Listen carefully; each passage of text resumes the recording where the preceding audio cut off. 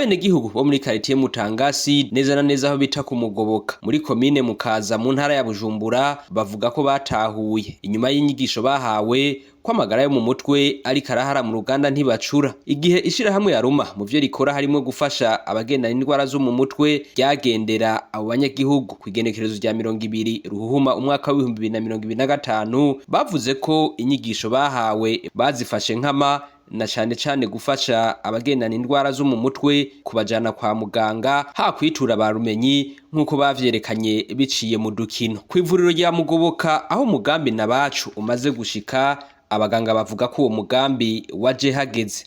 Uyu mugambi nabacu waje ngaha kw'ivuriro iwacu hageze, waje kuruhurira imitima ya benshi kuko turaganira n'abenegihugu tukumva ibibazo bafise hirya no hino, hanyuma tukabafasha neza kandi bikagenda neza dufatanije n'abaganga b'inyifato tukabibafashamo hanyuma bikagenda neza. Ambasaderi Albert Mbonerane arongoye ishirahamwe Aruma yasavye abanyamugoboka kubandanya bigisha abantu na cane mu gufasha abafise ingorane ku magara yabo yo mu mutwe.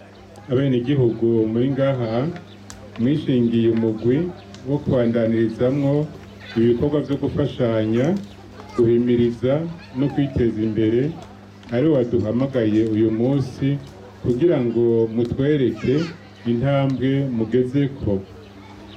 Tubasohore nk'imboneza mu mugambi ni abacu kugira ngo aho ishirahamwe ryagejeje ikivi namwe mu kibandanye mu kibano iwanyu tukaba tubashimira cane.